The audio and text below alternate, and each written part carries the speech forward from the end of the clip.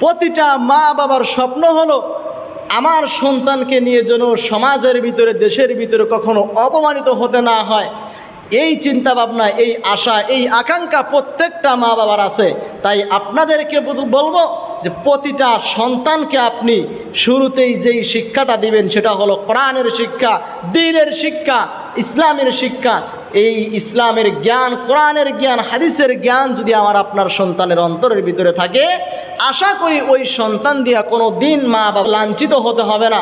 গত 2 দিন আগের ঘটনা, ঢাকার ধামরায়ে এক বাবা তার ছেলেকে বিবাহ করানোর জন্য পুত্রবধূ ঠিক করলেন। আর বিবাহের আগেই জানতে পারলেন যেই মেয়েটাকে পুত্রবধূ করে আমার ঘরে নিয়ে আসব, সেই মেয়েটা একজন নর্তকী। এই মেয়েটার নাচের ভিডিও দেখে বাবা অত্যন্ত ক্ষিপ্ত হয়ে, রাগান্বিত হয়ে বিয়ে ভেঙে দিলেন যে আমার ঘরে পুত্রবধূ হয়ে একজন নর্তকী মেয়ে আসবে, এটা হতে পারে না। আর বাবা একথাও বলে দিলেন, প্রয়োজনে আমি ফাঁসিতে ঝুলব, কিন্তু আমার ঘরে আমি কোনো দিন নর্তকী আমি আমার বাড়িতে পুত্রবধূ করে নিয়ে আসব না। এমন বাবাকে আমি স্যালুট জানাই, যেই বাবা এমন সঠিক এবং কঠিন সিদ্ধান্ত নিয়েছেন। কারণ কোনো পুত্রবধূ, একজন টিকটকার, একজন নাচনেওয়ালা নর্তকী কোনো দিন মুসলমানের ঘরের পুত্রবধূ হতে পারে না।